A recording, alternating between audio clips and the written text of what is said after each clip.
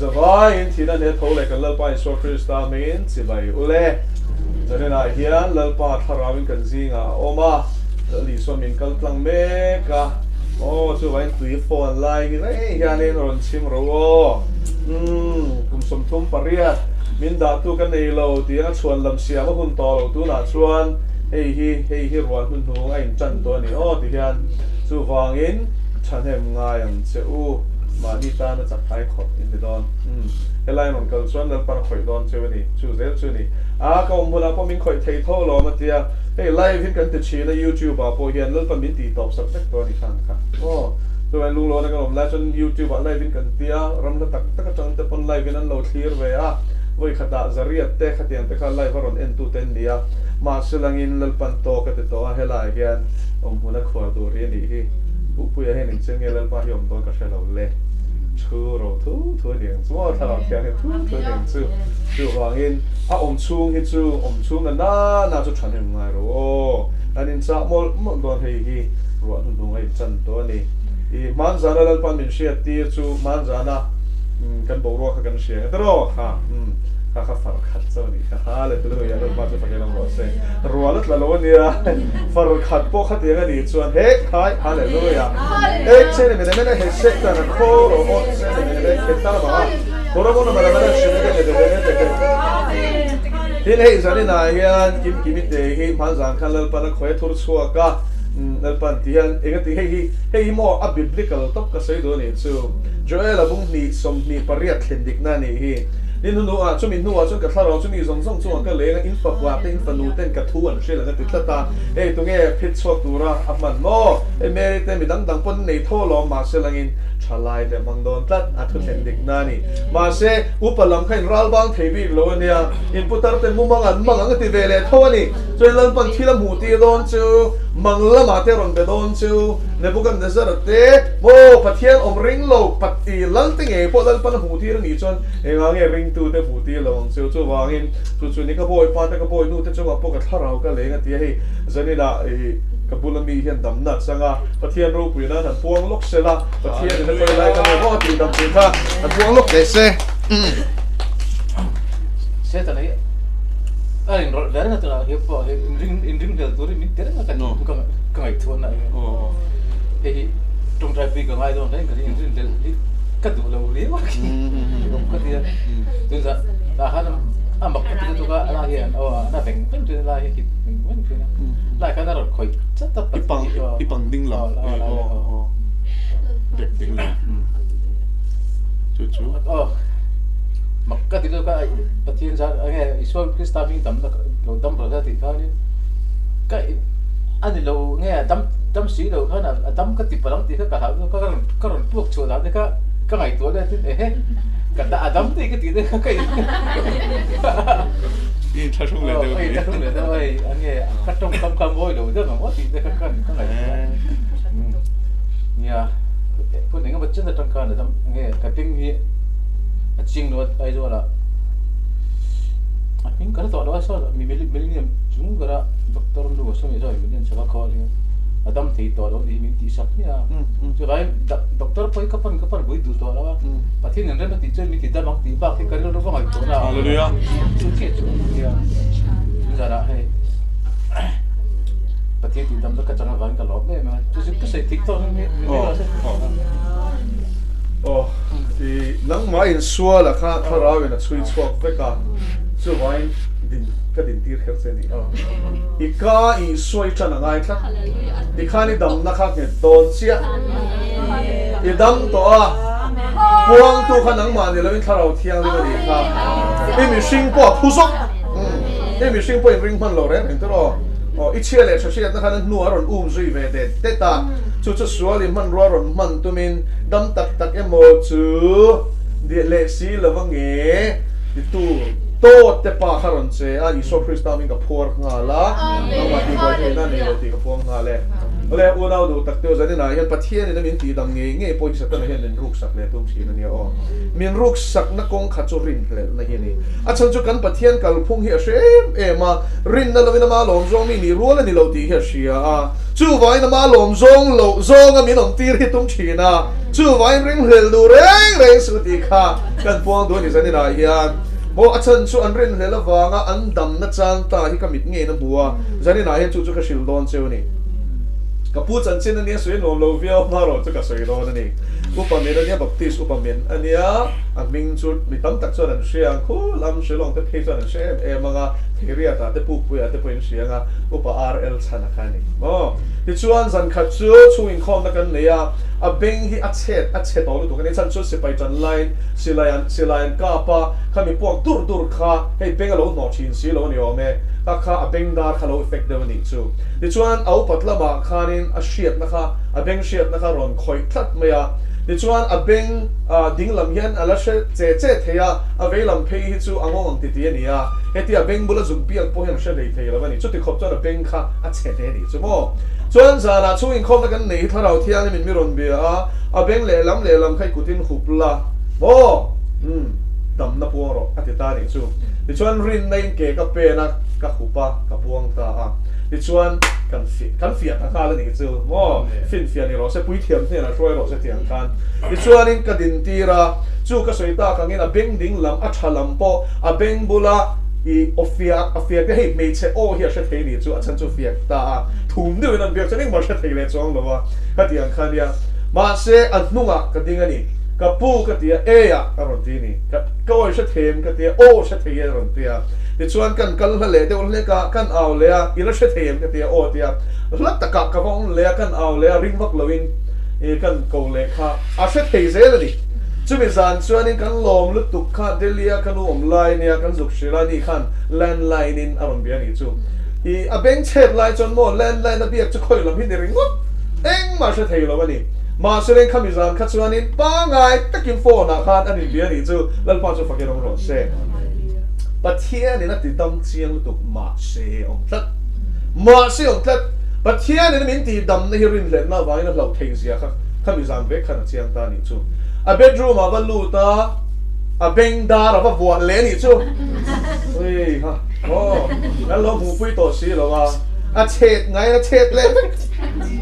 ta chuan kan kom ta kan thina uru tu kan ni lal pa ti dam chiang si se a enga tinge kan ti ni ka ti de beng dar i va vo le beng dar a thazo kin lal pan beng thar pe to che ang ti ta chuan I lal pa ti dam chiang te lu nen khan ta chuan ani sei chu ke mai ma dang lamom lova ti ni chu che thia le dam na chang tur khan hit chuai lai lo in che thia men chu mizo te hian pathian tharau thiang in na thong be sei dan kan nia kan be sei ang kher hi na thok lo zani la ya ni be sei na ka thie nom ro se na pa chu ka nom ro se he tiang program ti be ki na chan thei la tu nge du lo kan du ve ka lo ma se mo ko chan pakhata khatila adang khan leng lo khal ringot hallelujah lal pa chu ka nom ro se chu wen he in klom ta ka yan lal pan adu piang lo kal ro se Banzana po UPCU now te ron kal an leng ve bol chua polo chua ro se bol polo kan ro se hallelujah leng ve kan la li suwa du tu chon leng ve ti por takin zani na hen ka puang du o na baptist press ti mai kan boya a nep to tu mo kha chu lal ram ki hian kan nei to ngai to thiam lal ram khwa le tu ni to chon ni leng lal ram khwa le tu an leng ve khe bu na hian lal pa si fakin mo se Long thu sen trong chai ka pa ro pi le thiang nen thil ro pui tak zani la min ti saka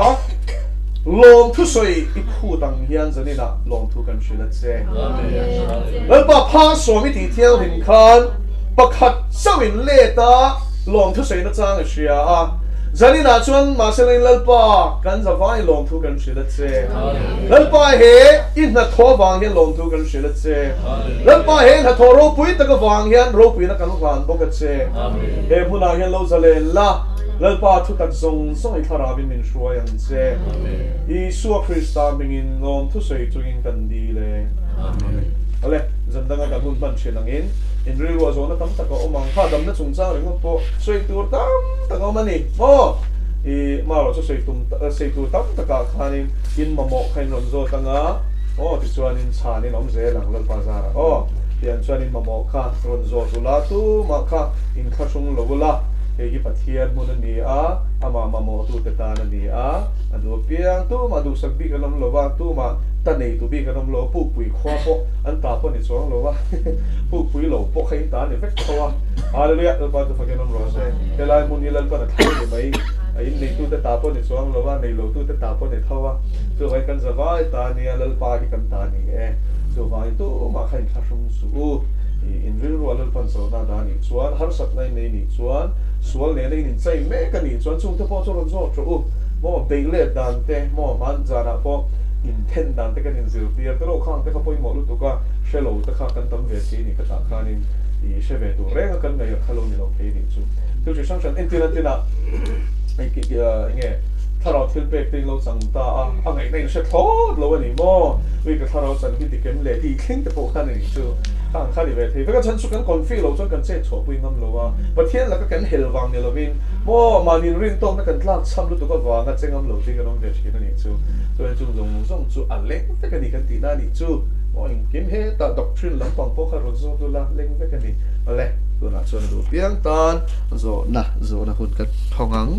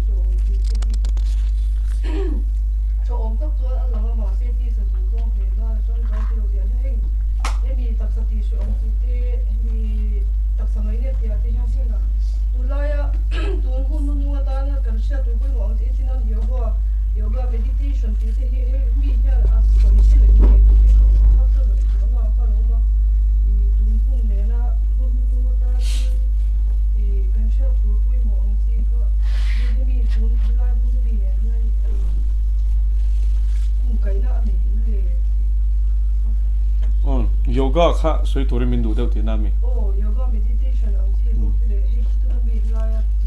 helai ron ta lan ole zo na chiang e maro chu bible hi kan zir don reng le pathian 20 tu na po tong tlong e ron zo na khakulo sabung ni chang som ni changa som ni pathumin ka thu zirti na diklo lo la piang tur te la ka kan fing phur theina tur kha aron zo ta nia ama chu helai kan share tur chu bible thu kan shil fia don reng hianin Kolosa hitun he na thon nge enge eng boy na le har sat na nge chin fela tum tir ko pol hen eng tinge he le kha thon hi zia tia kha kan juk she sak phot kha a chu ni chu I chuan chu mi enga chuan zau takin pathian thu hi chu alak thei thowa ma se zau taka po khan I ahwam chin khan e ni ti kha kan ria ta chu la ni ole khovel zirti na diklo te chu Krista in thi san to si chuan eng ti zia nge khovel da na nung ang maya mishing te zirti na toksu la tem heksu la depo de heksu ti thupek laka inin tuklu le tak mai khovel zirti na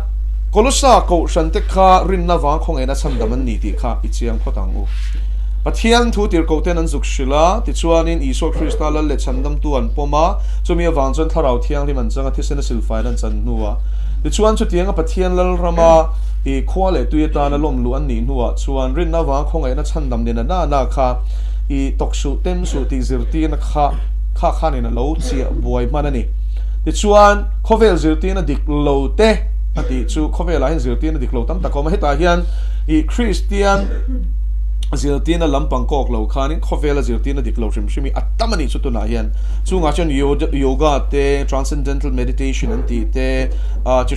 sang ron piang sem me chung chon mitam takhi an shruai kholo me kani chu mo zirtina diklo hi khovela hian atam me ni khovel zirtina diklo te chu Krista in thi san to si chuan chu zirtina diklo zong chu mi la li so Krista la le chandam to pom khan khovel zirtina diklo kha thi san ni chu khoya cross a isu kan rin hian helai soi chu cross a anena khen bein kanom kan rin lai chu ni isu Krista rin tia khanin min chandam tura rin chong ni lovin anena kan mishing lui chu ngai to na le chak na chu pa khen be ani to na hi rin tura ni lalpa chu fakinom ro se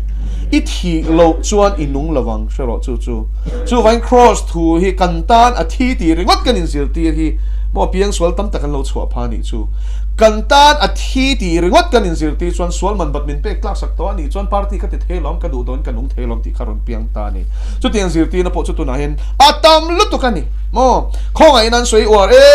em cross a swal la ka kan thi nan soi fiale to si lowa swal la ka thi ni na ti swal la anun thei rengang rombung ruka chuan ke ini swal la ka thi to hin tinge swalin kan la nun thei chewanga ti mo ani le khong ai na chu pun le swal nan kan swal deu do nem mi aron ti nai la ve ati ni chu tiang thil chu ngai to chi pon ni lo ke ini swal la ka thi to hin tinge swal la kan nun thei chewanga ti chu vain Krista ne na ken be yom to chuan swal la ka chuan thi to ini ti shero ikut khan thil swal ti thei to lo ken be ni to mo voi khat chu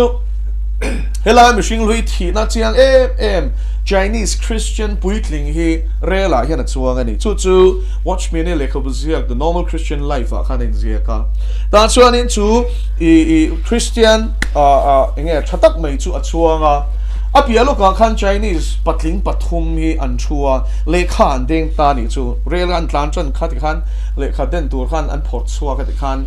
i time pass a mo ti khan in an ti ta ni chu ma se an in kop kim si lo pathum an ni sia una pa min lo zom ve ta che he kan in dai lo wa lekha den tur hi pali kan ni chuan kan in dai che do na tia chu Christian chuan chu an som na chu lali swa Krista chan nan rem chang a mang ta lo mai ni chu ti hian a chang ta ni kut ka nei lo ti ni chu a hian ti lai leng khopa khai nei reng kha an ti ni hey an nui so vel ni mo i nei reng kha khut chu ta chuan a shu fia ta ni heng ka kut te hi ka ta ni to lo i suwa ta ni to lalpa chu fagelom ro se le khaden nan chuan khen be ni to ka deng thei to lo lalpa chu fagelom ro se chu tiam bokin se ne na hi ni kut ti sa da sok nan a thi to ku wasiam nan a thi to meisial che nan a thi to tui bur phuam nan a thi to hallelujah thi to khan in ti ba neng mo ban thei lo rim hallelujah i thi na chiang ro sual lam kong a hen i thi to mi pat mi chiat na thi to hallelujah he ke hi thi to sual lam kong a mu reng a chak reng po kha a pan thei to khen de ni to he thin lung hi chapo na laka thi to hallelujah lan pan chu fagenom ro se isi khina mandara bashandara lal pa chaw ro pi ro se unaw teu zanina hian kan thi na kan chian lo chuanin kan nun na kan chiang thei ngai lo cross a thilo hi mo lal pa ta na nung thei lo cross a ken be lo hi mo la nung pura a nok em mai ni lal rong bol na hian alawin ron zunga lara lo khel zunga lansara lo tum zunga ha khalal pa na ngai thei lo lal pa chu fagenom ro se chia lo ni tura ko kan ni na hian kan sian hi van ngai em tro chia lo langsar ngai mi arong bola mi na fungai mi alang la bola ma se pui na shit sakani lal pa chu fagenom ro se enga tinge mi mit muatan kan thilti thathi ti kan urta em le kan tholom tho te enga tinge kan publish tak le enga tinge pathian thu hi kan bo bel to tro oh chu wangin ki leng cross a hian thi to chuan manin vorlar tum to ngai lo thi to hian mani ma sial thei to lo thi to hian I suwa bak boy pui nei lo lali suwa choi moyom chuan alunga oya hallelujah amen alom ani lal pa chu fakinom ro se chu en heti sai van tenom em to ro hela po hen kolosa boy na chu thil dang ani lo mo ti sa taka ti sa thunum tum nani oh anin hlap vakama ni ti shom ten ti himo catholic apon nia hindu ho pon nia danglam na pakhat mam lo mo Catholic apo mani le mani in hlap tur ani mo la li suan hlapang khan ani le chu chuan an ti sa chak na puitlin turin aveng em veng okong lo Spain an na hmuna chuan he ta mangkho pui thiam mi pa ho nu pui nei lo ti ta tro me cheu nan an le ta ma se le hnuai a khan mo le an ko nge le khwara chumi a chuan du to kin zara mi mit mu to lovin I mi pat nei chet nan mang mo an rai khan an nau pai khan ti hlum zel rap thak en ti chu an mu chua kan thin ul tok mi pui te po chu an pui thiam an ngai te chu tiang chuan an khosa vel ani chu rap thak en ti chu tiang chuan an in hlap vak ma sen thunum theilo ani le sadhu ho hling mo thir hling chunga mute mo me al chunga ke longin ka kale ten tia anin te shom vak anin hlapa anin chun chek chuk te hin mu ve thinem pe para hian an mui te ti hian an thil tlanga rapom lutuk ma se chung zong chumo anti sa chak na hi thunun an tum na ni so zongin alanga mo so tangin alanga ma se so ta pakhat mani lo hei ti sa chak na ne turin hei so lo lalpana chu mi min ne dan chu Calvary cross mangena ni lalpa chu fakinom ro se iti sai thunun theilo I chapo nei tlom thei mi lo kha cross ai tlomang mi pat nei chiat na hurna kong ei sum thei mi lo na kha cross a ken be na omang rui lo ena idu lo chunga ti lo theilo wa ho aron nge khor zale thin chakha chumi la ka khem be tu chu Calvary cross chau hini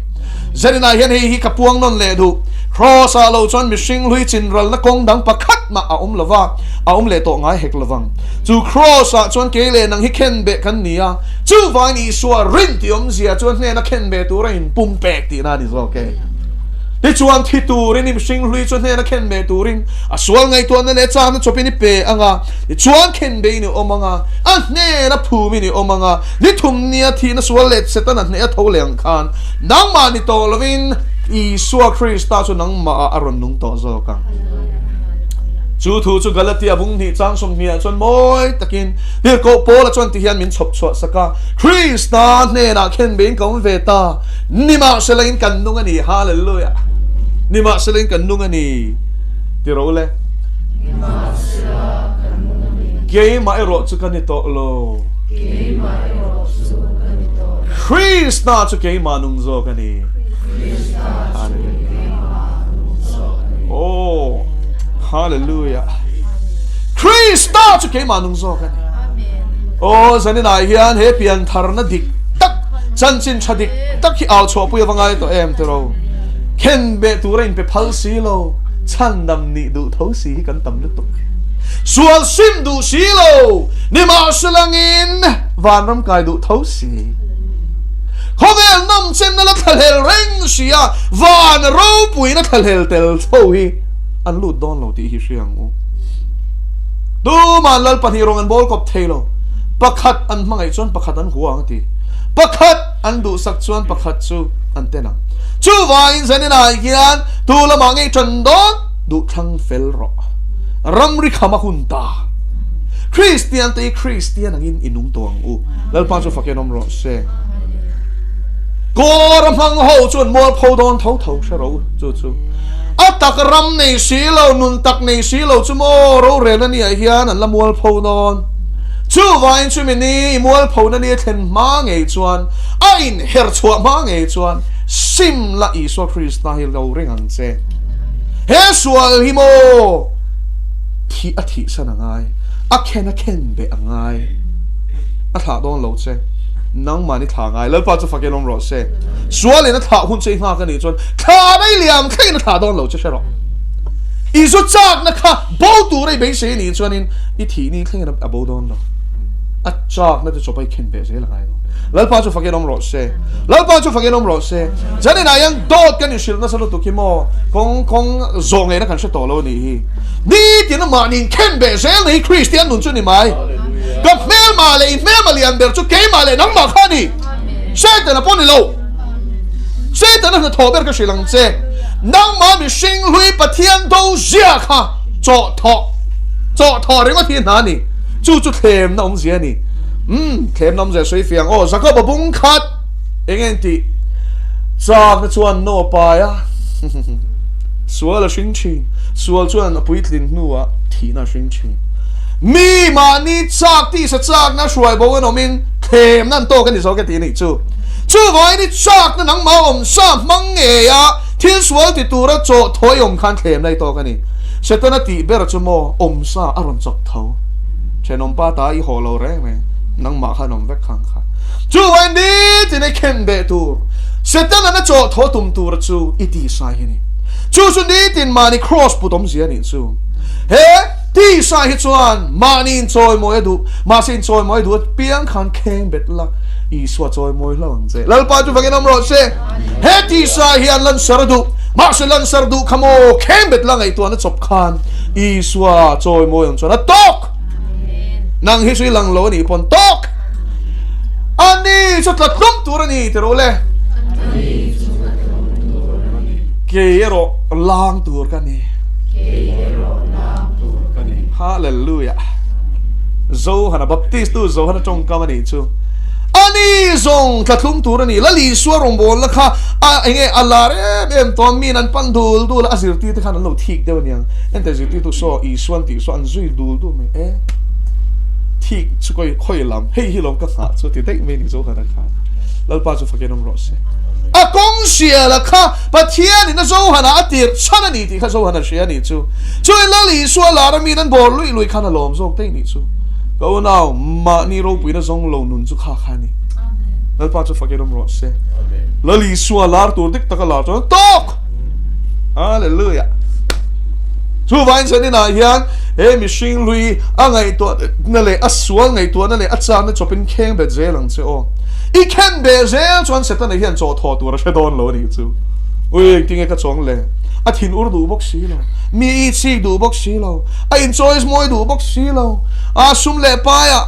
enga tan ma ti bok si lo a khoi la hinge me ka cho tho ngo tinga cho tho tu ma piang kha lo khem be zel la cho tho tur nei lo tinga ni me lal pa chu fagen lo se hallelujah hallelujah Galuna te lal pan lo man deu khan thik na lo mani chon angai to na le chan chop khan khem bet sok me lamo hallelujah lal pa chu fakenom ro se hallelujah lal pa turai na san mang ro mal ka so men ti lau te ti sa sa rong ngai na shelo re we mol zia hi ron ti ga ma selim kha kan khen bet tur chun ta ni chu no ka una khalang sa ro se lal pan mang ro se hallelujah lal pa chu fakenom ro se Heril ru te role Krista I suam buk kha nang ma ni om ro se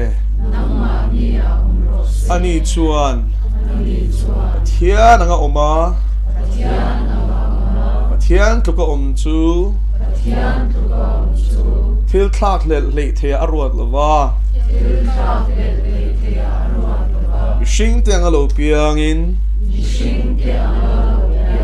boy ang in siam to zoka ti khop hia la thu zomin athita cross athi na nge chu awan moi em tero a moi na zong em la li swan zong ni se la nin lu khuma khumi ringe apa moi na zong ni la pa chu fakelom ro se amen apa choi moi om theina tu chuan ani chu rong takati hlum kha thlang zo ka ni go na tio chu riru chui pu veng o lal pa chu fakenom ro se mani moi na zong chin head mishing lui avan nok em tero I so moi na zong to ro se he mishing lui chu ken be nom ro se angai to na le sa chual cha na chopin ken be nom ro se lali swat so hilang sa ro se al pan thu mal song ro se zo na lo mem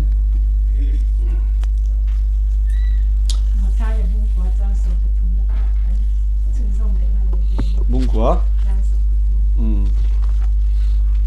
yoga kha chu to la lang lo yoga la ma kan kal lo jang chu soi hun te polo mang chu pathian re ma ti chu poi mo khang te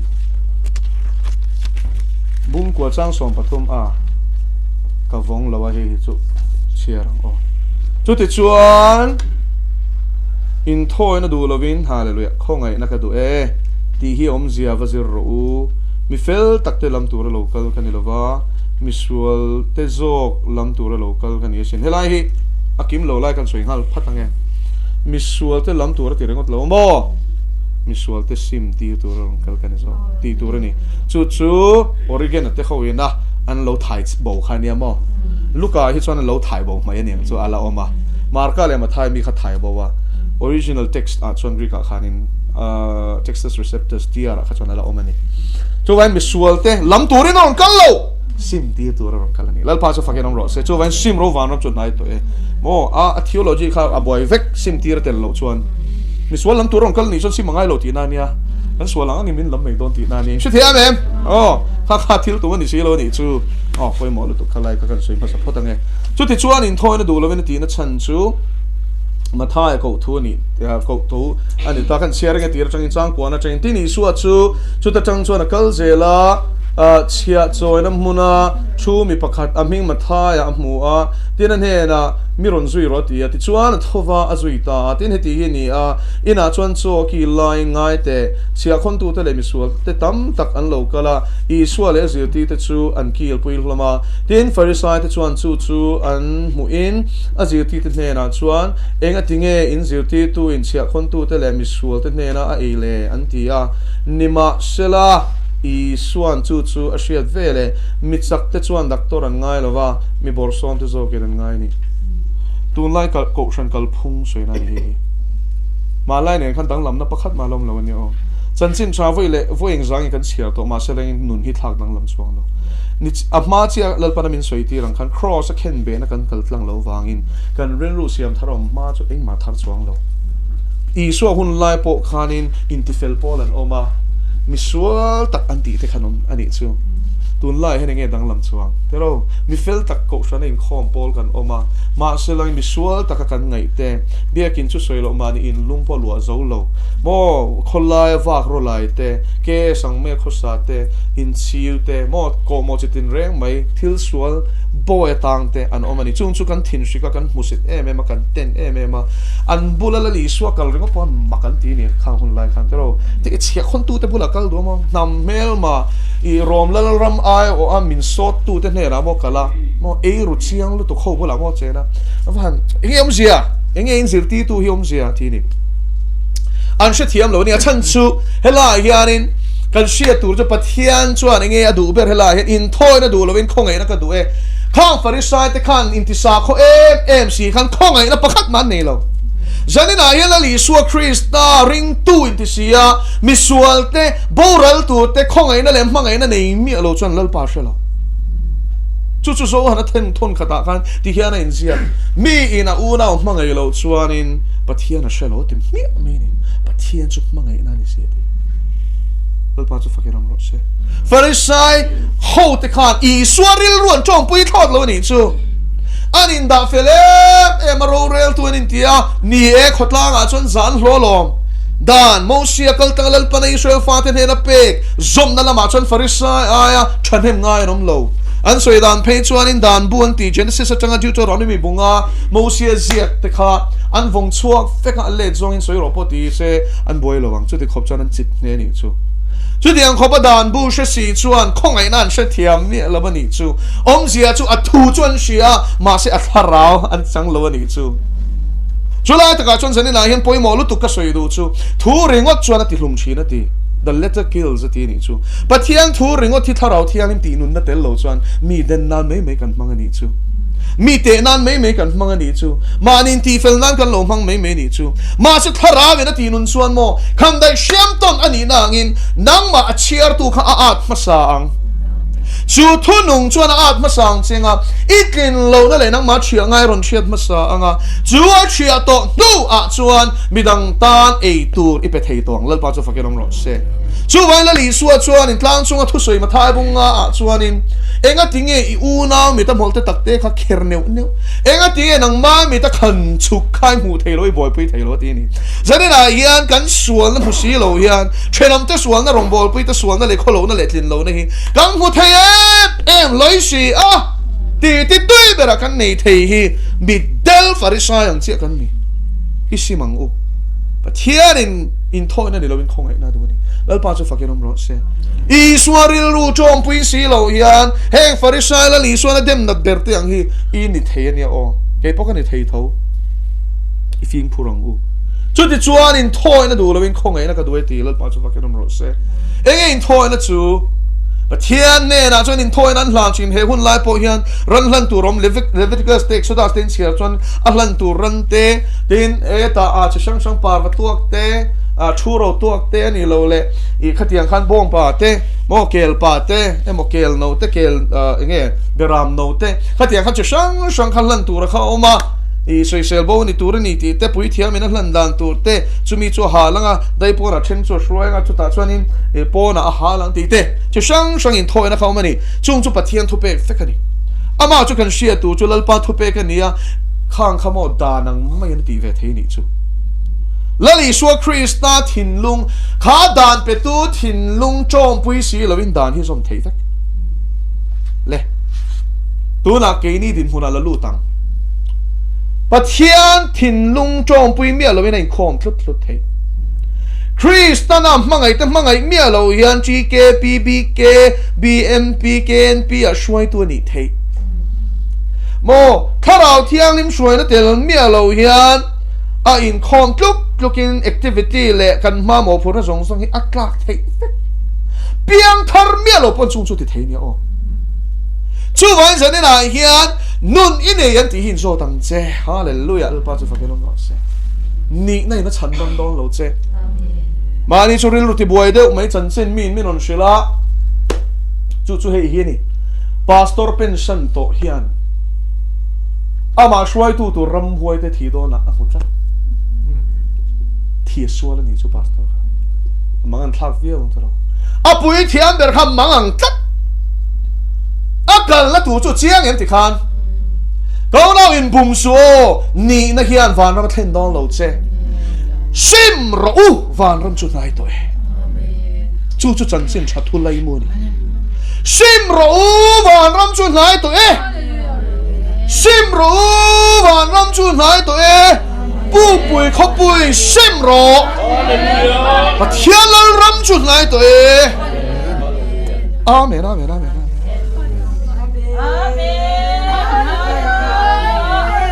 Sual sim lo hilal pa ngai dam lo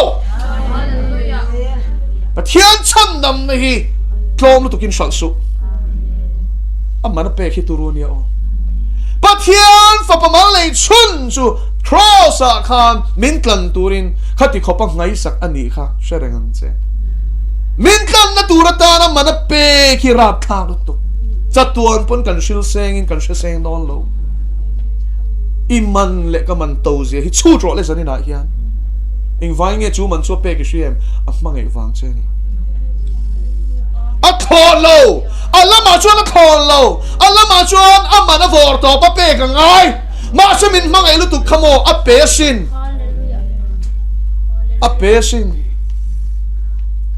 thian min mangai ni van na sa a ti hian a van war lo an na sa reng ni Thian ina mi mangai na chu fakla kinang tira ti hian avan uar lo misual kan lani line kan ai thi turin Krista chu min pesia zana na yan una tio pathian min mangai na le min kan tura man pek ropi ril thuk zai chu te le enge chu pek la chan sual la tanga chan chuak tur chen ani isual nen a chan dam don lo che isual laka a chan dam don che Minga chuani shua isa turani ani chuan mi te chu until di sual lakata a chandam don hallelujah sual ne na chandam don lawa sual a changin na chan chuak don ani chu lalpa chu fakin amro se piang 30 ti sia sim si lo he dot he ani lalpa ka polti ti sia mo thima om ma renga thim thil ti reng ti mo dot he ania thut tak pon ma ni om lo chu kan ke ma ni lo in Bible in soi zo na thon khat bung khat chang ruk lo en ro chu vai nu na tel zani na hian ipiang thar tur ni ati che mak ti su mi tu po tu ya le tharaman pian lo chon pathian raman hulawang ti hian mo oi ro lalpa min tin song van raman lut lawang ka pa van mi du song ing mo ti tu eron lut ang lalpa chu fagenom ro se hallelujah shetu atilo Shetu ti selang chon zoram Christian inti kan kai ve kang masikai tur kan claim le tok zan khatchu zol nei nui kan ti meya al pan mu ti china thil hi tu mi tum po chuan a khonga let topa lalpana ron khoi to hi chuan ni kho shelo hian a khong veka a din na hian inge lung to mang hian tu top zel mai ni dom to nam lo phei chuan mo in so chor mai khong tak to mai sia kan zon thla a kanau ten an zon thla chuan le lalpan thilam hu ti ta nun na bu chu van tir ko ina keo lai hilal pan hu tir ni chu mi zo ming chuang hi lo tleng lu tu ti a keo pu chong kho pa ming chu chiang takin ka mu ti che ron report ni chu ko na teu zanina hian I ming hi an nun na bu hian chuang vem o chuang tu ra ngai ringot su chian ro lal pa chu faken ro se a chuan lo thei zia ka shrilang cheu mai nga kan senior AICS BD first batch AICS tang zil chua pastor ma enga ng se mai the kha ni na pa chan chin a soi khain na shia okay pon ka shia pa khatin ko shanu pa soi kha ka she poka zema bo baptist ko shana crusade kan nei line ani na I so kan ei thina mo ti chuan chung upamin pa hi chu te to me tiang machine la le kong tin reng in an za mani ma selangin ma eng a chulal pan wana swai chota nun na bu chu a keu le ta van ti ko chuan a ming chu muwa a pa ming a mulowa a puzon upamin ming po a mulo se om hi ti e ma rei tak chu ka swingam lo ti ma selangin soi lo thei lo a puzon chon zan khat chu min zol ta sek ka min shil lo ka ming a chuang ve ma ti a pu ming a chuang ve lo Zanina hian nun na buai minga chuang em ti hin zo tang che ve tu reng ngai ringot su upai ni wang khan chuang ringot lo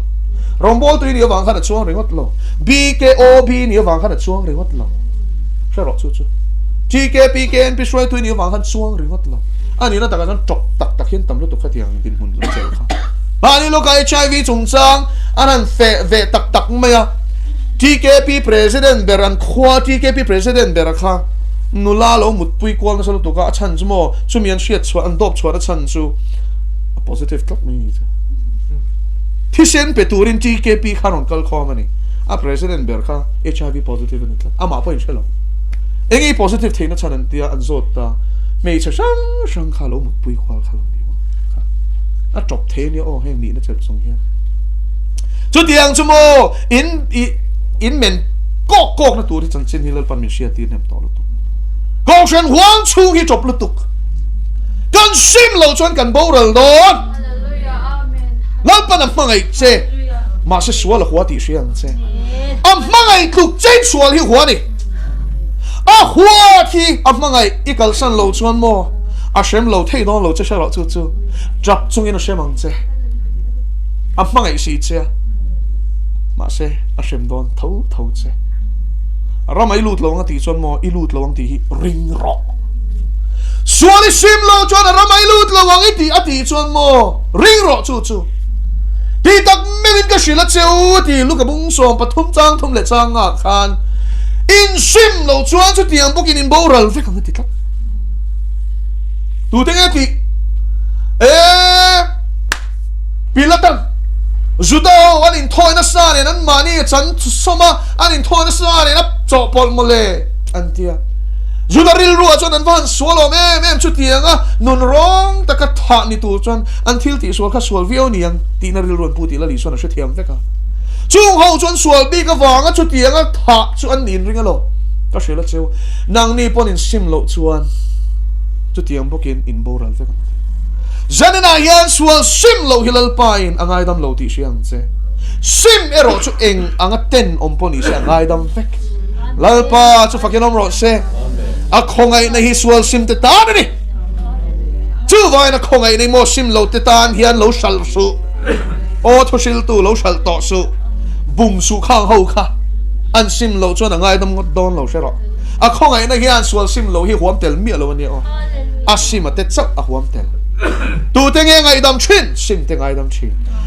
oh kan soi nuam em khong ngai na soi war tu ra kan soi nuam em pakhat chu zo hana bung ria ta top lampanga zia khinia mei sia wi re lai ta kan man ania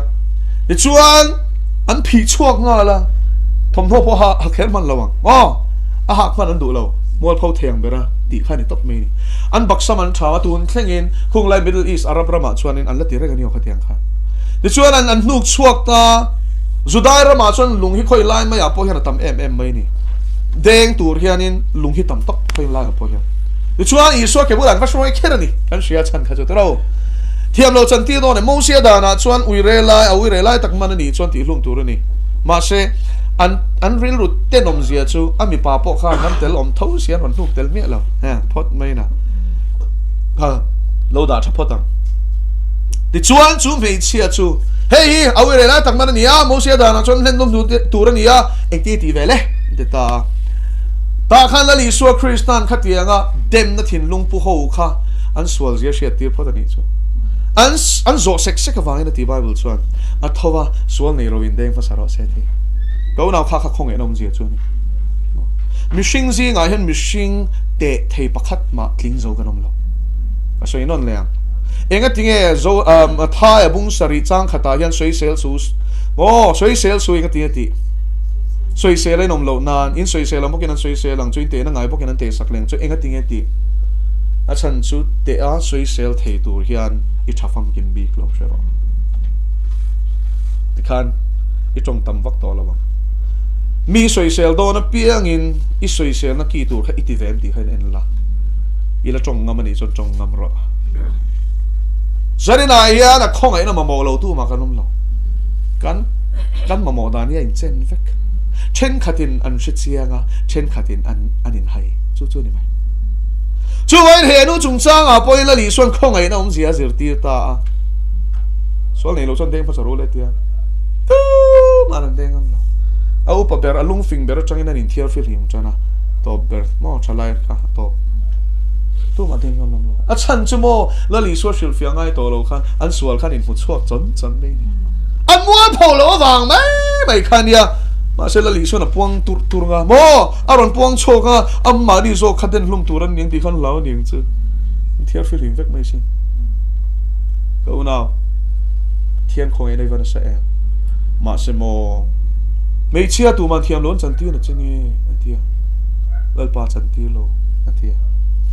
ke pon ka chan ti lo che a khong ai na ma se a thik thu chiat nai azui kala ti sual le to su kha soi then nge tu ring le pa so fakelo ro se angai dam thu ring ot kan top chuan eng kim ngai dam the ring ot mo kan tiang sim ro atikal lal pa so fakelo ro se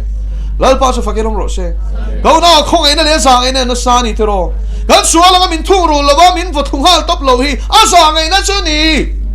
I thin long bol lo yang hu ma se lang ti lum ha lo mai che kha mai lo che kha I sim na tur chan sa pe cha jang e chu ni anga che in mu cho hu na ha I sim hu na ha ri suang che lal pa ne na zani na hian ki le tu na chon som na ka siam do ni lal pa ming in sual sim du ni lo mani sual sim du ni lo mani he lai ru ma hian amol ri to chu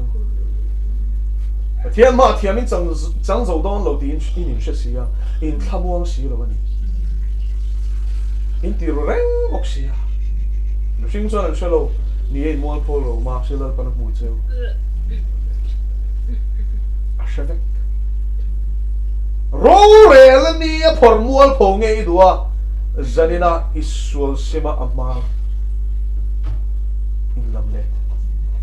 du thang se o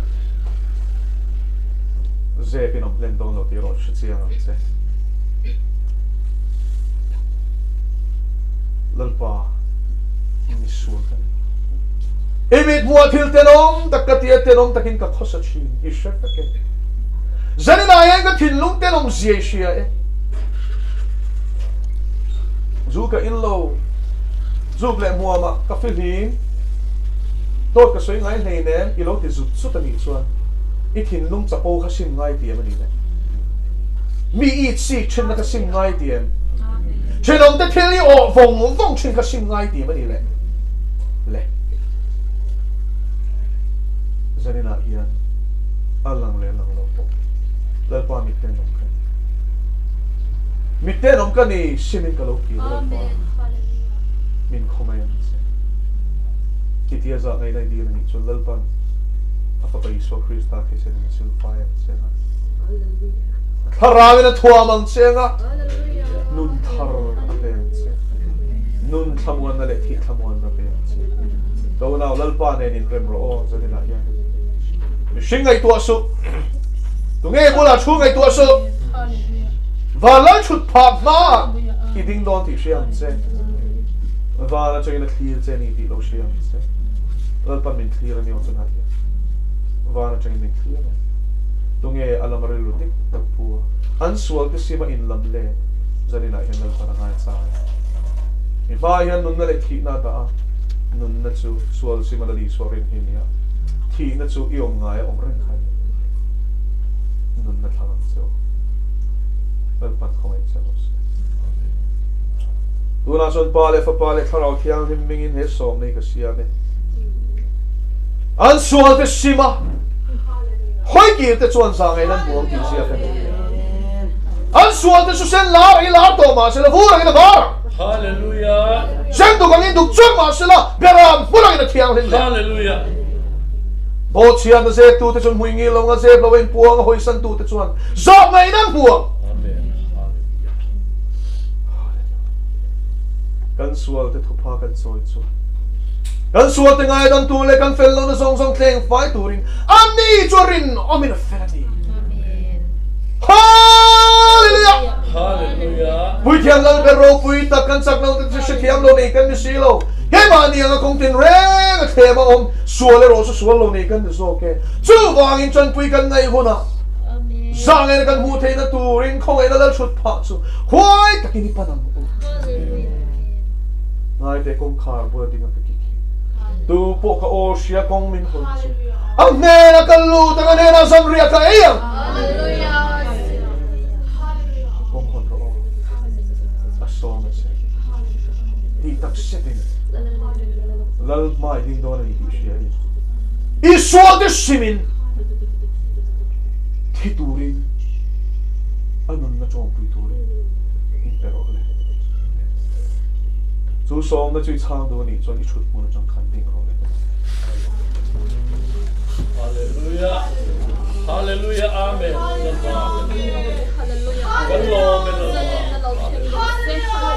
Hallelujah.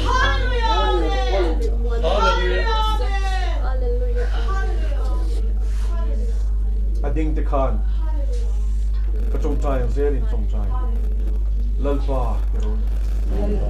ni suwa imik mua tenom takin ka khosa chi ka thin lung bo lo zia shia e chuan lam reng ka nei lo thiam lo chang tla ka ni ma se ifa pa Yeshua Krista ti senabangin Game sual berpo ngai dam na chang turin simin il chut pha chu karam pa ne amen hallelujah min ngai dam la if a Yeshua ti senin min sul fire Thiên lung thiang lên đặt min pe lal pa min siam thang le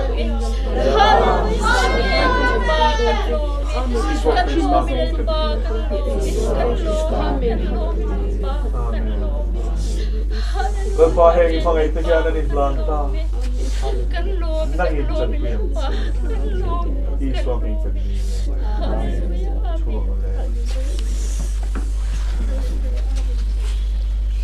tan so ta se chen chu kan zo wa a ho du ta na hon the ya ho ro ka tin net ka di na ni mi lo ne a ho du ta na ho the ma ro chu kan sun zom do na thi pui ta kan ina nga minute som pa nga break kan nei do na kan ti sung do nen do lo ho kha kan se sung la ki kan se sung la ei tu ta po kan han bo ta tin ba se ha ko pa pan so sa ni se la vi kan ina nga ni so pa do kan chan le do ne o hong hal me nga do piang tan zo na azo thege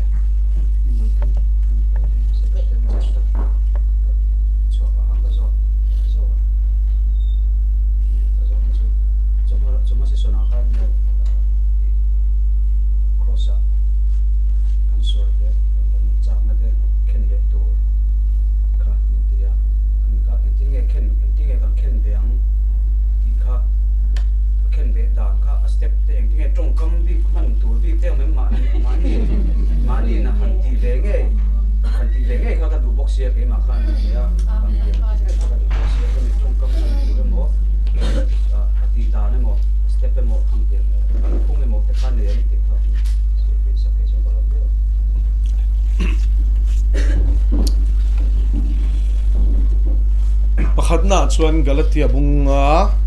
chang som ni pali tiang le Galatia bunga chang som ni pali Krista Iswa mi te chuan Krista Iswa mi te chuan ti sa chu sual ngai tua na te le swal mai tua na te le achak na te chopin achak na te chopin an kheng vet to sia an khem bet to sia Krista Iswa mi te chuan oh lali so Krista ta kan ni to chuan ni china kan sui tong khan he ti sa hian tharau thiang him do na lam le cha ka ni Galatia bunga chang som pasaria chuan in ti sa chuan tharau do na lam cha ka tharau point ti sa do na lam cha ka ni in du zong in ti thelo na turin chung chuin kal ke ma ni a hian in suala om ti kha min shin fia phota ni chu ti chuan Krista is ti chuan ti sa ra le tharau ra kharon sui chawa ti sa ra kha chang som pakwa som ni ni khata soya ni nia tharau ra soin le ta ti chuan chu min nia nuwa chuan in ti sa ra chi sang sang som pasari te khen be da na kha min shil ta ni chu chu ta chuan Krista is so mi te chuan lali suan zui tu ka ni chuan he ti sa hi lalpa ka do pui to ni chu a ma chuan a thu ka oi chi he ti sa na duang ang hian ka khosa chok chin rui lo du chuan ka ti me ya mi pat mei chiat na a man du chuan ka mang me ya hu ang he khatiang khati sa chak na mi chak eng mai po kha ka pui tlin zel ta ni chu ma se ka pian than nuwa chuan sui tong khan i suan he na khen be turin ken pe to a khami zia kha chu khen be turin ka hlan fel vek to a lali su ka nuna lal berla i du dan dan kan num to nge te ta ni chu ma se chu ti ti nuwa chuan in setana chuan chu i ti sa chak na chu na sa takin ron chok tho do na a ngai tua khoi ange a cho tho don ngai tua na ramani chu wangin Krista Iswa mi te chuan ti sa ati chu mission rui khan eta ni asual ngai tua na le chak na te chopin enge soi phasak ngai tua na soi phasa a chak nai na zui ni tero ngai tua na om lovin chak na om theilo real tram tur chon ngai tua ngai thil eat na chang she tur pon mu ve phatangai a rim shiat ve phatangai chu rim shiat na chu ngai tua na rama khan thuakin a lo process a ti chuan chak na chok thawani chu wang ni Bible a hian zu lama chak lo tan chuan wain chu an thlit sen kak line en su chumi a chuan in sum lo nom sia ti dei me ni chu mo eng wangin mo imitin na amu khan iti sa chak na chok tho don ani chu zu it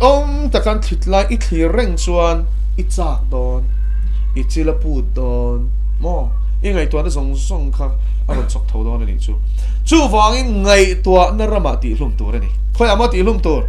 ngai tua na rama ti hlum tur ani chu ta chuan ani le ti hlum turin pathian in ral thuamin pe chia nge Korinthon ni bung som chang li le chang ti ro le Korinthon ni bung som chang li le chang kan in ral thuam na te chu kan in ral thuam na te chu ti sa ami ni si lova ti sa ami an si lova kul pui nge tak te chiat na tura kul pui nge tak te chiat na tura pathian zara thil ti thei tak ani zo pathian zara thil ti thei tak ani zo chu wangin nial na le ngai tua na sang tin reng pathian shiat na dal tura sang takarem te chu chiatin ngai tua na tin reng Krista thu oi na sala Krista thuoi sala kan suaya kan suaya enge he chang hen min zir ti tak ngai tua na thunun thei dan ko nga omani chumi ero chu ti samhan ruan lo tu boin ingai tua na kha I chu don lo ni chu chemin I vit thei lo ni chu omje pakhat mani lo vit mala ni chen kan soyang khan anin vita ma shalai na thei chuang lo ti shami ni lo ti na ni chu mo pathian zar kulpui het tak tu chiat na tura pathian zar thil ti thei takani kulpui het tak kan sele lo kange ipian tharma in a big takin sual ngai tua than le sual in a boy pe na lai big che in nge chen khata chuan ni I chi na thi te ni thei ni chu ngai tua le tumpo ngai lo ven ai chi na ri ko zera ni chu chen khata chuan o na ni ani thei ni chu thom nu nal deu phekok nal deu motor nal deu mu chuan ai na a ot kal ngoi zen mai ni chu ngai tua khal zung sunga chen khata chuan mi tlin lo na lai le fel lo na lai mu chat na kulpui khaw ani chu awa zon shan pa po ngai lo a en ringot kha tlin lo na lai kha a zong hal char mai ni chu tiang chu min kha tiang zonga aril rungai tu na suang tu na aman than lu tuk chuan kulpui angin kha ngai tu na kha ama khanin sok het the ni chu mi pat nei chiat na lama chu tiang bukin mina aril rungai tu na aman than lu tuk chuan kha tiang zong khan intina mi pa ni chuan mi chia mel reng khan angai tu na kha kal khan zong zuk zera ni chu ti chuan chu tiang bukin I zu in mi chuan in engkim ain reng khan khaminen khan kai kop zela ni chu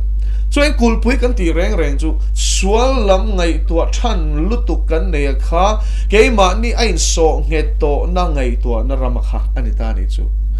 ngai tua na ram kha boya min shoi le tu kha angai tua na ram a thi ani lo chuanin he ta ti lo ringot in sum ringot tum kha chu adai re lo ni in she thiam em chu lai chu ui ka ti lo sam tiang ti ringot kha dai re lo a to pa chuanin kha chak na kha na neng chengai ti le thinang suang tua na rama I thia lo chuan ti na ni chu suang tua na rama thia ma sak lo hi ne a hang lo to ka ni chu wang tak pa chu fakiram ro se ti kan thuru ka shil che ni cholal pan thu changin chu wangin oring tu sual hi ne idua iti sa cha ni mit sa nang ma sual om mun khwang het to em tu kha thia idua ni chuanin inge manang pathian thui panga mo chu ta chuan Jeremia bung som ni pathum chang som ni pakwa chuan ka thu chu mei al angani lovem mi ka thu chu thup tu bo angani lovem mi ti ta ni chu ani la kulpui chu inge thiang tu bo win tero ma se ti sa tu bo a I lukhen ni lovin pathian thu tak tu bo win kha ngai tu na ten om kha a chim thleng ni chu do na ni chu lal pa chu fagerom ro se lai pa chu fagerom ro se hallelujah tharau ngun na pathian thu kha ngai tua na kulpui ti chim tura chordan mandan seitong en tirnan hurna lama khan mi ngai tua na mang thang lut tuk kha nei che mu piang kha tiang zong kha na hisab kha zel ni chu ma pa na du lo lut tuk ka pian than nu po kha ti zong khan ma se ngai tua na kha kal lak lo to sia kulpui ni to sia ma khan lal pa ka van ning ma te ta ni ta chuan lal pa na chan pui ta pakhat na chuan enge peter thon khat bung khat cha som par ko peta ni chu in nang nin thiang lim tur ni ke ka thiang lim si a kha ngai to na kha thiang lim lo ti a shia ni chiat le chiat na khan ma se chu pathian thu mang chuanin kha ngai to na kha setana na ma ron da piang khan a chut angai ni chu a chut zel angai ni a ron da piang in chut zel mai tur ni chu lal pa chu fagerom ro se ti chuan mi thin chelo to ka chuanin thin urna ka kulpui ni ta ni chu engamol hleka so sang lut zel engamol hleka a ang zel ni chu engting ni le chu thin urna chu a chut chem ta kang eng mangin nge mangai na chuan to the gorin thon khat bung som pathum chang li e thu mang khan en chudon ta ni chu mangai na chuan do the mangai na chuan do the ya ni le nei bok chin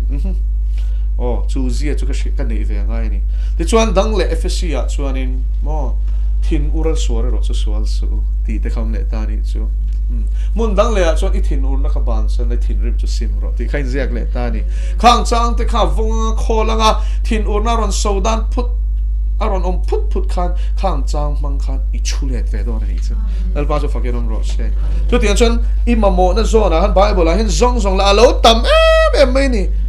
eng sual point kul puyang in iril ruwa hian mun lo khwar to sela chung chut ke na tu chu athua hian tu bo hi tam lu tuk lan pa chu fakiram ro se pakhat mai om lo tam ta ko mani le ro ni lom dan in ti thiang le mang i thuang je lom dan te veng chai ti te lo mani chu wai chung zong chu ti khan i mang je langa in tinan i thin lunga lo chapo do na mi chapo chu ka thara mi na do da ti te kha mo kha mi bang khan an chu le ta la chapo na chu bo rol na ma ka la mo ril ruin ti ve chu tluk na ma an ti te kha an chu le ta la so en ril ruin ngai tlo piang te chulal pa na choi sang thin ti te kha an chu le ta la mo ma nin da ma sak du na ril ru nang maron oma ti sa ron oma ni chuan eng ti chu mo ni ma sial takin ke hi min ngai sak che ke hi min ngai sak se ti kha aron piang chia kha in jing ma sa ber ni du chun mi zong chia lom ro se ti kha an chu le kap me la atlom le se la ni chu thia me chu wain ti sa chut na tur tu bo hi tam lu tu ka a ke sa zera ni chu so i vek se na ni lawang zani na hian mo ma se rui lo ngai chuan in ti na he ta chak na khan chok tho ta ti sa chak na chu thara ven ti hlum chin chuan in nung ti khan chut le ke tur ni kha ka chu mo lal pa chu fakiram ro se rom bung ria chang som pathum ani kha o ti khan nang ni pon vong ve ro bung le chang te ne thu khan vong ula in ma mo na zona khan vong ula i le veng cha zo lo ni chuan in ka mui ka bula veng tu chut ti la ka mui kong ka ri min ven sa ang che ti zi tin chong chai la mi rel don pe le pa na ven sak chat me che hallelujah al pa chu fakiram ro se so en kul pui chia da le ti sak ne dan bible sang min pui tu ri tam lu tu chu mo atakin kamang china ka shia lo wa thil pathian poi ka soi don po hian mi ron a khum taka hi mi ron shil chat che ka soi tak mai mi ron shil chat che hallelujah pathian ni rin om lu tu na teu mo he ta he mo bible hian kan ti sak ne dan tu tong chai na ti tamani o en ti so pa chuan ti en ti ran mi chengai ching tan chuan in bung som thum pakhat chang khat na chuan in ka mit nen thu ka thunga enga nge nula ka bela chu mo ti hallelujah alpha chu fakin om ron se a thu hi om lu om kim vek wa chu thin set lan mo line ka nge en su chu mi chuan in sum lo na om ti khain shet in lo shet ti le la wine tropical tang ni chuan mit khala son le ti kha chalu to ka ni chu atak zela pathian thu kan man na khan sual ta na rem chang kan pek lo na chuan in chaw tho ngai nong le ne ti chuan enge trong kam deng khong dewa enge in hial te in chi ani chuan in as enge 11 phasa zo ka khan chang ro in hial pui china kha be sei su katina ni chu chu thia me nang ma khan bul chan ro ti tiang o trong kan ne men thin ora te kyang chi na ti trong kam chal tlai ro sun thin ora chok thau chi na ti hallelujah mo chu te chuan vong ta la an mang zia mai la in ka chang thu chuak chu chia gal khong ai na khat ni ro se ti ta zia ka ni ta ni chu chia al niam chia al reng chu chong phe hi ti tui ni to ro enga tui pon siam na mo so la thak ma la a al lo chon mo tui mo khop mai tu te mo chong phe siam da ka sei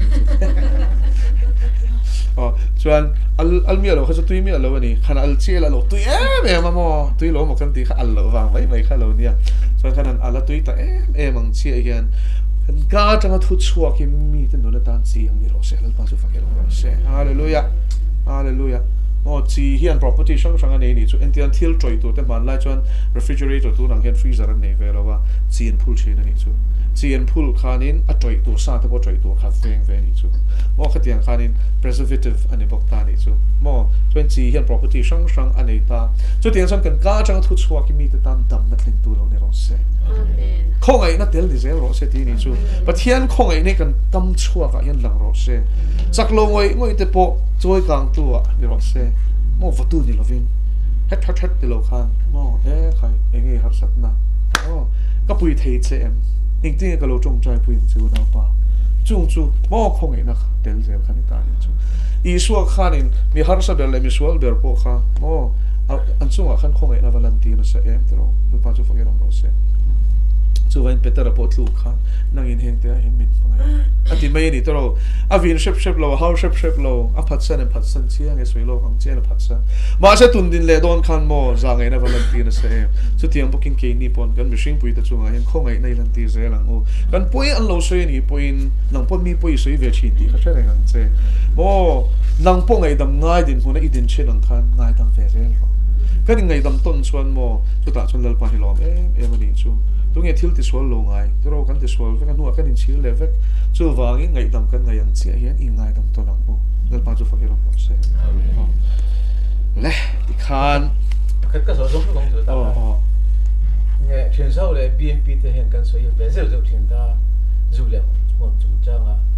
cá lu tin bơi soi làว่าchốc là mình lo tí hi dù là một trận tắc thâu hiện soi hi cần xem nếu mà hi mình xin phép thế nghe soi thế là lý xuân anh chúng trang nghe soi tí cả ngay thật phốt thì là cái lại cả cút silva so chúng trang azir ti te an suat sa la ni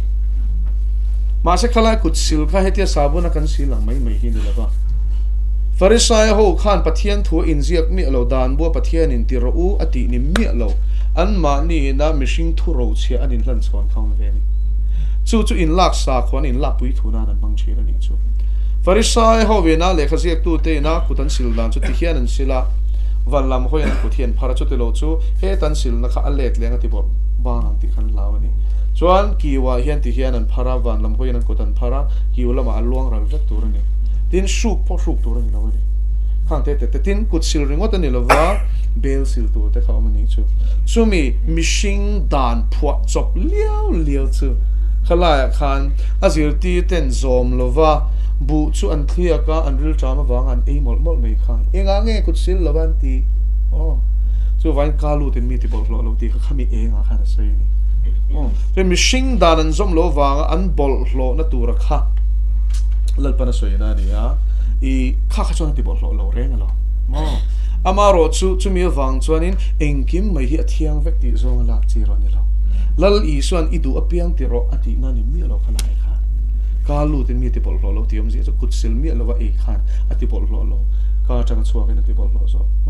in thin lunga chang ni nge lo chuak ka tual tha na te huat na te mo khang zong zong kha thin lunga chang ron chuak ani chen thin lunga ni mi ti bol lo zo zia ron sei tum na ni bok ta chu mi wang chon engkim e thiang ti na ani mi lo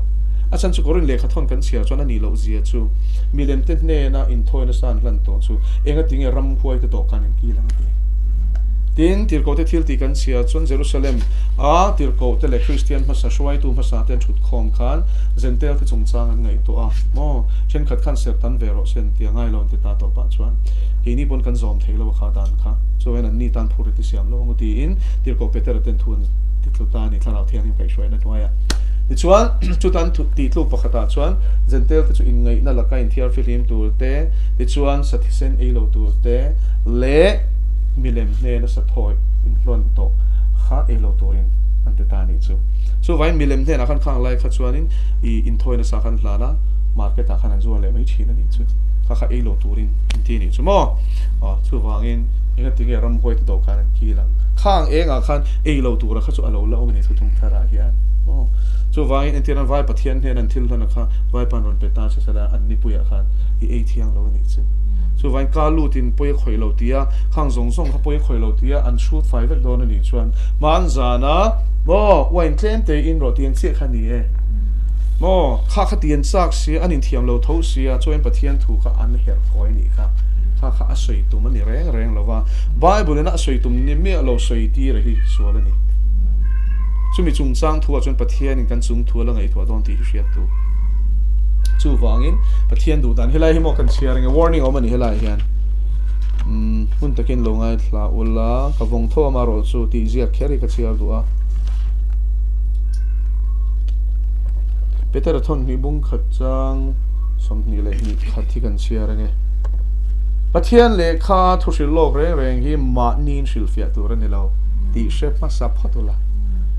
thu sil lok reng hi mishing thu chua ka ni ngai si lova mi den tharau thiang lim tirin pathian ne na ta an sei zo thin so ma ni ti saril rem zonga pathian thulo her koi kwal vela kha aden lu tu kan chu a thu lo kan zir tir ni chuan I ani le chu tiang an zir tir tai la midang te shwai bot koi tai la midang te titlu chu so in te ti kha a ngonga bu rot som chu John sela fin riat thuk lai taka thlak sela chu a shem na to tur la ka chana ziom zo ka ti ni chu ha bo kharap thla veo ma se kha ziom zo ka ti a shem dan tur ngai to chuan ti ni chu chuan midang te titlu tu ni hiat la om e ma chu wen enge kan zir tir kha khan ngai dan ni chuan ngai dan ni mai ro se ma se midang kan zir tir kha hlom lu tu ti kha in lo shil le don nia chuan zako bung thum sang ka tan share ngai zir tu te mo thorna ka u naw te u in zinga mi tam tak hi zir ti tu ate lom su min pathian thu silfia to chon mo zirti tu din huna ding dei to ni o min a zong era tianga kan ti vak hi a chi lo ti ka soyang zanin a hian hallelujah pa chu fakiram ro se enge chan enge ti lo na chan tu zirti tu in ro rel na sale zual kan to kang ti kan se sia o zirti tu lo po ro rel sak don thawa zirti tu lek phe cho ro rel sak dan tu re hi a khawle su a chan chu mi ding te pathian thu zirti tu ni tla a soi tum ni mi lo ka her ko ka zirti ra mi nan tluk pha a an boral phani chuan an thi sen mo a phur ta aden lu to so vai man lai zol nei lalpa tir lo do tan soi khan lalpa na khoi hlum mi che chu fangin he ko nga hian kan fi ko ai ko chang pro zo na dang me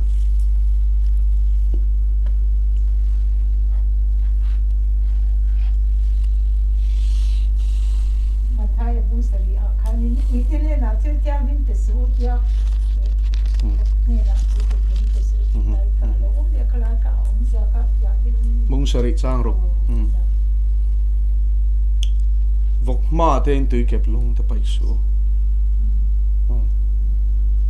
ui ten ne na te mo in thil tu ka pe so te ta ing wangin mo a hlut nan shelo ni chote lo chuan hoyanga an tai thle dang cheu o an chil chianga an tai thle dang cheu ti ni engela li suan in tui kep lung te ti chu tui kep lung chu thil hlu ni pathian thu ni a soyam je chu pathian thu hlu tu kha vok ang ril ru pathian thu hlut na chang shelo ne na khan wa soi su ui anga thil ten om ngai na ne na khan sim tum na reng nei lo ne na khan ba soi su ti na chu te lo chu a hwa chenga a bele me che thleng fo em chu tiang chu thleng fo ni ro so en pathian thu du mi lo sim du mi lo he no mani om sing hi chu ti mo the thon ni bung thum i chia chuanin hun nu nga mi sing te om dan tu kong som pariat a soi ji nga pakhat chu thadu hau lo te mo so en thadu hau lo hi anum ve tak to me ni tu na hian chu tianga no ma wang chuan chung te hne na pathian thu lu tu du sak lu tu ka wanga shil kha o lo pa na khap chin aw ni chu ma se kha po kha a man hona o mani ana zonga ui ma a ti lom tia hey chu thia mem ma ni nang i ngai lut na na man ro chu chi mi le chuang lova ui iti zo ve ka ni chuan nang po khai dik le chuang mi lova ni ma se lal pa ina ui ti te no ni lal pa ina vok ati te no ni chung te ma chuan a thul lu hi sei thei mi lo su chu mang dik tu chuan tharau shwai kana mangai pathian thu mang dik reng tu chuan tharau thiang nim kai shwai non hi poi mo ber ta ri chu ui kha ke lo te tu ran ni lova lal pa te tu ran ni ti chuan lal pa ina ka ti an mi lo chuan in ka soi thei mi lo ni chu chen kha ta chu mi chen khat ne na hian mo pathian thui soi thei mi lo ti hi lo she ro o a soi thei lo reng bo ro ken hong lo a in khar thata ta kha chuan in eng pon soi ro min ti se ka soi thei kam khat ma soi thei lo tharau thian ni ma zale na chuan soi ro ti ngai lo lal pa na ron phel zum mai ni al pa chu fakelong ro ste chu wangin tu tenge uite tu tenge ke vok te kan thiam to mem ti khan pathian thu hlut na chang shelo te pathian ngai poi mo lo tu te chu khang te ne na kha chuan wa soi ngai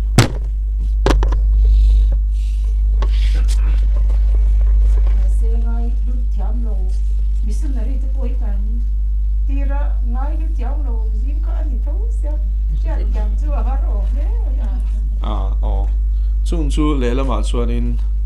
I vok le ui ati kha chu thil tha sha reng chunga a thalo ngai na lui tlat ring lo tu eng ma lo shelo soi lo ta ani chuan eng man she le ne vai pathian ke lo a Christian in ti chung sia ten om na ngai na tlat te kha ui te chun ni vokanga ek la e chak tla piang tharin ti sin khom sia o mi pat nei che na man thu chuang mi alo shereng chu ti sol lui sel ho se hindu ho te musulman ho te chuan shelo lo pen an ni thim dan le a dan kha chu dan khang ho chu shil nge ni so ya ta mo zo na lo men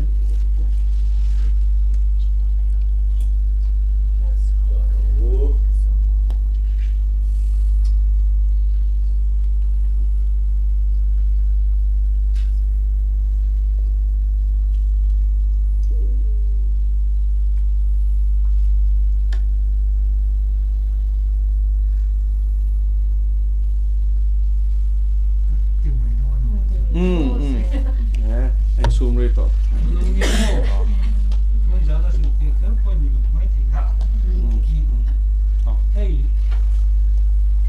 มันเนี่ย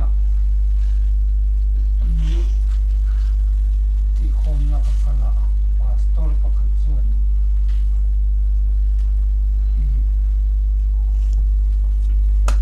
ประเทศถุยเส้นหลงรู้ตัวว่าติดตกไม่อ่ะอัติฟูลว่าโมมันจะน่ากันสวยข้าเลิศชัวอินาอัตโตปาประเทศเนี่ยนรกเนี่ยน่าหลังถูกตะปอกค่ะอันผมเยอะนะว่าตีนมีเทียมหินหล่อเฮียนินกันหรือว่าเราผมมาสักคนลำบากที่จู่บางส่วนนี้มีเทียมหินหล่อมาเฮียนินมีสักคนที่กันตานนั้นเราผมไปเรามีโลดเล็กโดนที่รบมาอยากข้างอันที่ข้าพาสตอร์ไลท์เนี่ยบอกเสียจิตที่นั่นเด็กเราเลยมีที่อินอังเราที่เช็ดดิกซี่เห็นที่เนี่ยมุกันเตียงเลยกันนี่มันเส้นนั่งอันนี้ที่ตุดทุ่มไม่โดนเนี่ยที่ข้าก็เรียกว่าอมเนี่ยว่าก็เรียกว่าสิ่งว่าที่เราโอ้ยโดนสิแล้วว่าไบเบิลถูสิเลยละที่นี่คือข้างหลังก็ที่โอ้ยเนี่ยโดนบอกสิเรามาเส้นเส้นฝูบอกสิแล้วว่าข้าเตียงข้าเอ็นที่เนี่ยตุนจานเนี่ยนี่อันนี้ไม่รู้สักอันที่เวรวัดไม่โดนเนี่ยนะอะไรปอยหมอครบไหมยี่รอนชอบชัวข้าแล้วปนมินเป็กเล่นแบบประคัตจริงมีนี่มีเที่ยงริมหลอร์มาอินสกอลอลังดอนมาเซคริสเตียนน่ะเฮียน denomination ตั้มโจคริสเตียนจะสมเรียดเวลที่ส่วนมีเที่ยงริมหลอร์ฮีสกอลลันมาอินทิ้งดอนที่เฮียนเซอร์ตีร์ปอยลุตุกเฮซิร์ตีนดิกโลฮีอับุลกัดช่วยเรามาเซอับุลจุเซตันอันนี้ที่จุกเชียบุลกัดช่วยเราก็เตรียมเสียจุอิงติกัดจังอรุณดักจันเงก็ช่วยเราก็ตีนั่นนี่จุอามาโรจูคอนสแตนตินนักโคชันอัลลูจิลาอติขอเราจันมาขจวนสกอลเฮียหลังพอตังอ่ะที่ดูดานั่นแหละเชื่อมตั้มตักตัวรินจะมีหัวจะมีเที่ยงริมโลดแข่งอังที่ฮีละลีสัวเล่เดี๋ยวก็พอละเตเล่โซฮันในนั้นเนี่ยนะปะเทียนในนั้นทุบปวนะชวนอันจะว่าในนั้นถูกเห็นมิลเวกมีประคัตเฮลัยกิลขอร์จิตตีนั่นนี่เราว่าไบเบิลอะไรเขียนละลีสัวนะจิตตีระเดี๋ยวก็พอละนะจิตตีระโซฮันนั่นง่ายเชี่ยakuบอกทุบปวนะครับจู่วางอินสกอลตีดูดานะปุ่มเปิลโซงมีเที่ยงริมโลดเข่งตัวระจิตตีนะฮีสวลเซตันบุมนานี่รำหวยที่จิตตีนะกันทิ้งสิ่งมีนี่จู่มาสิจู่ก็ฉันตั้มโซเขียนกันปมโดยเสียนี่จู่เฮ้ยพอยมาตินอันจังก็เพียนเล็กงาละจันชันอันมันไบเบิลจังแต่พอยกันเอ็นนี่กันเอ็นนี่โมเอ็นที่นั้นทุกปอนบุ้งทุมาขานินจู่นี่เชื่อมจู่ปุ่มเปิลลากระวัตินี่เทนตัวรินที่ตะคำตานี่จู่ข้างตะคอันจังจอยนี่จู่กันตัวโดนเลยเนี่ยปุ่มเปิลลากที่นั่นน่ากันปุ่มเปิลโดนล้อมอันที่เวลตานี่จู่สุดเหนียวขานันมังชีแต่ที่มาท้ายบุ้งสมนิปลีข้าก็สวยเฟียเฟกโดนเท่านี้จู่มาท้ายบุ้งสมนิปลีขานินขันเตอวางินจู่นี่แต่จู่ตีตัวนี่สู้เสละตีตะขาคริสเตียนเล็กเขาฉันสวยนั่นนี่ละว่าจู่